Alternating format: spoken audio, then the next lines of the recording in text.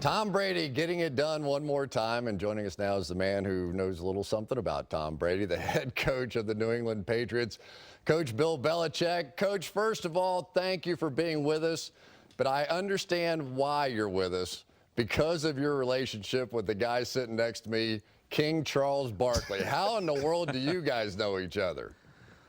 We spent a lot of time together, Chris, and I remember having dinner with Charles a few times in Cleveland and in Arizona, and I've had so much respect for Charles as an athlete and as a competitor and as a winner. And we've talked a lot about competitive sports, and I know they're different, football, basketball, but there's a lot of competition's the same, and I have all the respect in the world for him. I mean, how do you lead the NBA in rebounding at 6'4"? That's what a real competitor is. That's unbelievable. He had a great career. You know, Coach, it's been really cool because we first met when you were coaching in Cleveland, and now clearly going to New England, winning all the Super Bowls. Everybody's on your bandwagon now, but I'm just glad to be on your bandwagon when things weren't going well.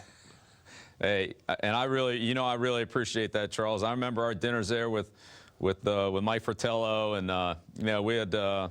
That was great. It was awesome. That was one of the highlights of my career in Cleveland. So there you go. All right, that's enough football. You've known Phil Simms now for 32 years. He's been desperately trying to get you on this show. What does it say about Phil Simms that Charles Barkley comes on, he gets you, and Phil never could? Just elaborate on that, please. Well, Phil knows I'd do anything to help him, so that's a bunch of garbage. If Phil wants me, I'm there for you, Phil. You know that. You've always been there for me, too. Now, Phil and I go back. We came in together in 1979 with the Giants. I was the special teams coach, and Phil was the first-round draft choice from Morehead State.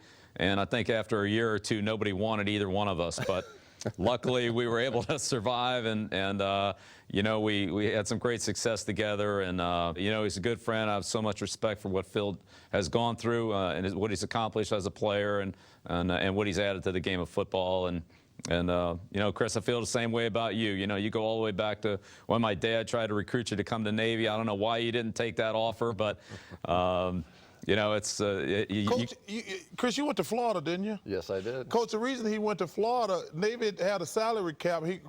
Florida went over the salary cap. That's why he went to Florida.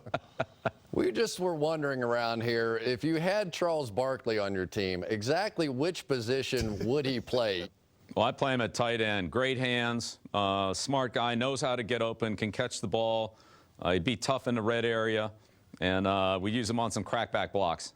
Coach, talk a little bit more about this football team. This is a team in transition, but how are you feeling about their progression?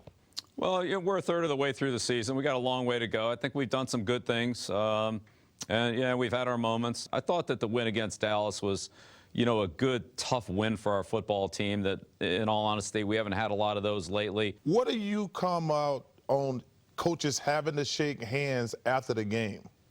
Well, I mean, I think it's a little bit, overrated, but I've had a lot of memorable handshakes at the end of games where coaches have said things to me that are very meaningful that I remember for the rest of my life. And, sometimes you're on the winning end and you feel good. Sometimes you're on the losing end and things just didn't work out. And a lot of times the other coach will say something that, is kind of the right thing to say, and it means a lot to you, aside from the game, just, professionally and your personal relationship.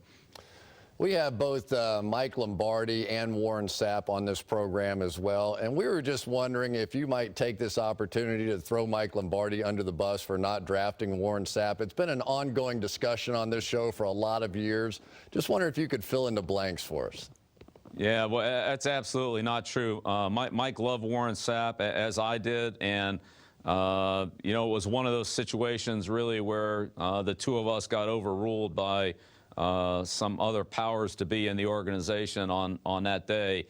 And obviously, Warren had a great career